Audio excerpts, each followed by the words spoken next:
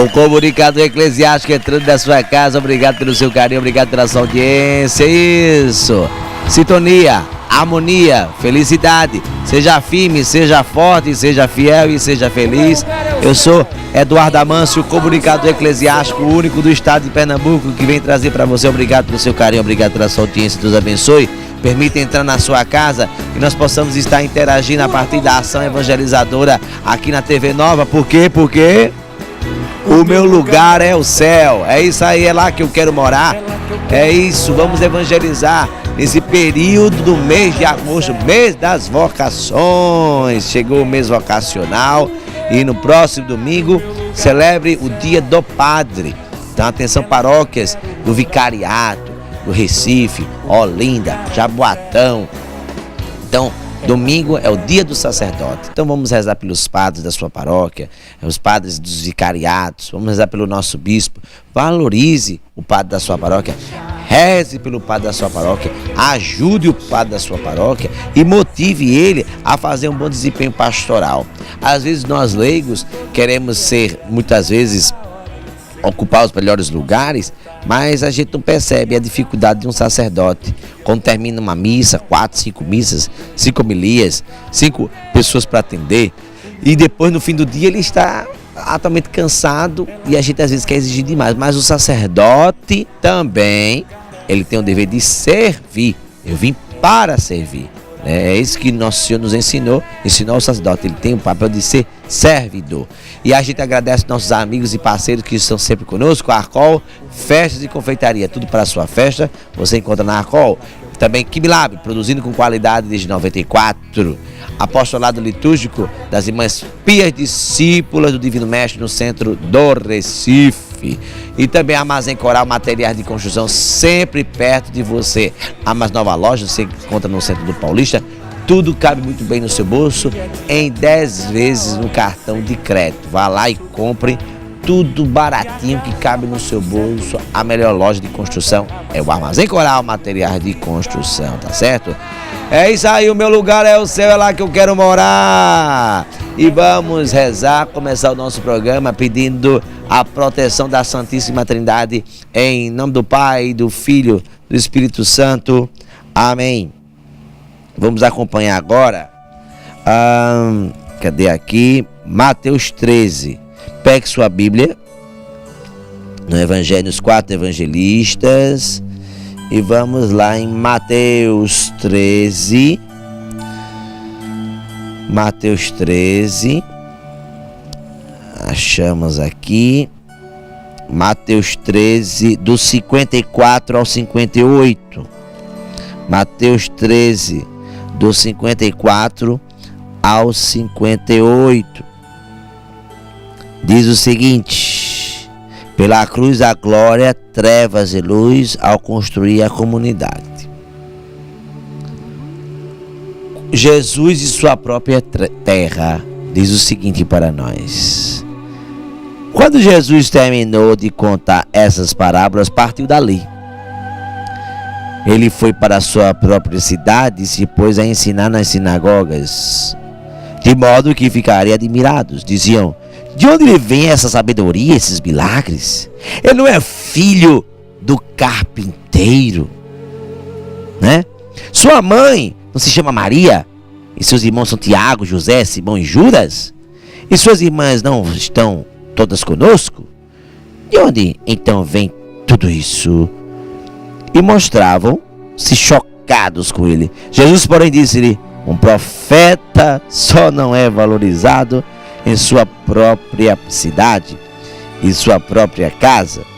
E não fez ali muitos milagres por causa da incredulidade deles. Palavra da salvação, glória a vós, Senhor. A incredulidade. Às vezes nós moramos em um bairro, às vezes fulano é daquela terra, mora lá, mas é o ditado certo: não é aceito, não é bem visto, não dão aceitação, colocam de lado, por tanta sabedoria que Jesus tinha, né? E quando Maria realmente foi a grande serva do Senhor, fiel, e percebeu que nada estava perdido, nada estava perdido. E ele saiu daquele reduto e foi além fronteiras. Seja um missionário além fronteiras. Faça isso. Não se desmotive de onde você veio ou para que você veio. Então, eu convido agora, nesta manhã agradabilíssima do nosso programa, a você perceber essa reflexão do Evangelho de hoje e acompanhar o que é a questão da doação de órgãos. O padre Paulo Ricardo faz uma reflexão muito boa. Qual é o papel da igreja sobre a doação de órgãos? Acompanhe agora, aqui no programa Nova Esperança. Acompanhe. Qual é o ensinamento da igreja a respeito da doação de órgãos? Ou seja, as pessoas sabem, de uma forma geral, que a igreja ela apoia a doação de órgãos, mas qual é realmente a doutrina específica da igreja sobre várias circunstâncias assim que parecem modificar, não é, a moralidade da doação de órgãos? Por que essa pergunta? O Catecismo da Igreja Católica coloca de uma forma genérica aquilo que é o ensinamento da igreja sobre a doação de órgãos, o transplante de órgãos. Trata-se do número 2296. O Catecismo diz: o transplante de órgãos é conforme a lei moral, se os riscos e os danos físicos e psíquicos a que se expõe o doador são proporcionais ao bem que se busca para o destinatário. E aí então o Catecismo diz logo em seguida que trata-se de um ato nobre, um ato meritório, mas que evidente, se é um ato de caridade onde a pessoa dá algo de si, não existe caridade inconsciente. A caridade precisa ser consentida. Então, não é aceitável se fazer a doação de órgãos sem o consentimento ou da pessoa ou dos seus representantes legais. E, além disso, o Catecismo encerra a questão dizendo que é evidente que é imoral tirar a vida da pessoa, abreviar a vida da pessoa para logo se aproveitar e retirar os seus órgãos, né? Mas aqui as coisas parecem estar bem claras, mas falta ainda algumas realidades específicas. Em primeiríssimo lugar, né, é importante nós recordarmos que trata-se de doação e, portanto, o comércio de órgãos é absolutamente imoral e indigno. Por quê? Porque quando uma pessoa doa um órgão, ela está dando algo de si. Nós somos uma integridade psicofísica e, portanto, somos corpo e alma. Esta integridade, não é, ela significa que quando eu dou um órgão, eu não estou dando uma coisa, algo que não é minha, mas é algo que me pertence intimamente, que faz parte da minha integridade. Então, por falar em integridade, fica então a pergunta: mas padre, até que ponto então é lícito, com o consentimento do doador vivo, doar um órgão ainda em vida? Porque, vejam, existem essas duas circunstâncias. Eu posso doar um órgão estando eu ainda vivo e posso doar um órgão, né, como um testamento, ou seja, eu, depois de morto, são retirados os meus órgãos. Bem, vejam só, quando a pessoa está viva, é necessário compreender que não é moralmente lícito você doar um órgão que vá afetar a sua integridade funcional. Veja, aqui a moral distingue entre integridade anatômica e integridade funcional. A integridade anatômica de um ser humano significa que nós temos 2 rins. Mas eu posso doar um rim porque mantenho a integridade funcional, ou seja, o organismo ele consegue se adaptar e um único rim consegue trabalhar para manter aquele organismo operante de forma satisfatória. Mas se eu quiser, por exemplo, ainda vivo, enxergando com os meus 2 olhos, doar uma córnea, isso não seria lícito moralmente. Por quê? Porque afeta a integridade funcional, o organismo não consegue se adaptar e fazer com que aquele segundo olho enxergue sem aquela córnea que foi doada. E, portanto, trata-se de uma espécie de mutilação, não é? Então, existem limites muito claros na possibilidade de doação, a doação feita para pessoas, feitas por pessoas que ainda estão vivas. Essas possibilidades aumentam e se tornam, né, mais amplas quando a pessoa morreu e deixa os seus órgãos em testamento, né? Então, ali nós temos claramente a realidade de que eu posso doar os meus órgãos, mas, para isto, é necessário que seja constatada a morte da pessoa.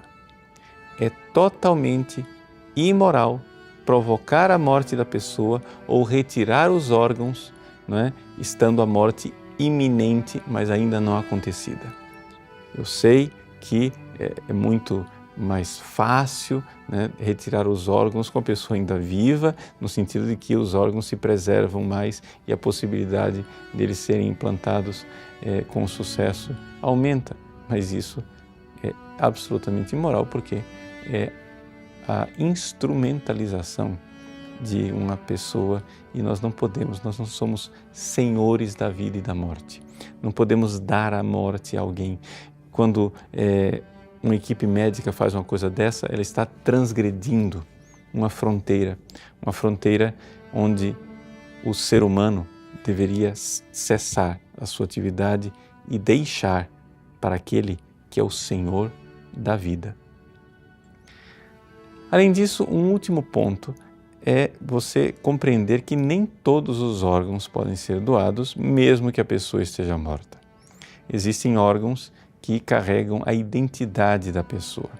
Por exemplo, se nós chegássemos, né, à possibilidade de um transplante de cérebro, se já houvesse, né, essa técnica desenvolvida, essa técnica seria imoral porque o cérebro carrega a identidade da pessoa e não se pode doar a própria identidade. Eu posso doar algo de mim, mas algo que afeta tão profundamente a minha identidade, como o cérebro, como os meus herdeiros, como a doação dos órgãos reprodutores, tudo isso é algo imoral, porque você está também aqui indo na direção daquilo que é identidade.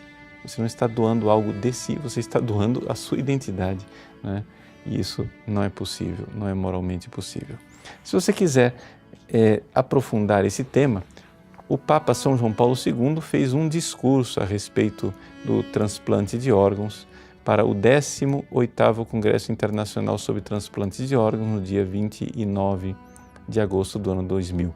É um discurso bastante completo e nele ele cita o número 86 da Evangelium Vitae, em que ele diz: merece particular apreço a doação de órgãos feita segundo formas eticamente aceitáveis, para oferecer uma possibilidade de saúde e até de vida a doentes, por vezes, já sem esperança. Isso é uma realidade linda, porque se trata realmente de uma profunda caridade, onde nós, de alguma forma, estamos imitando o Cristo, que entregou sua vida para dar a vida a outros. Agora, esta doação, como nós vimos, tem um limite ético, porque ninguém está autorizado a se mutilar e ninguém está autorizado também a cessar a sua vida com uma espécie de suicídio e abreviação da própria existência. É isso aí, você gostou? Que maravilha do Padre Paulo Ricardo, ele é muito bom sobre a questão da doação de órgãos. Então, vamos para um rápido intervalo e daqui a pouquinho a gente volta. Não sai daí não.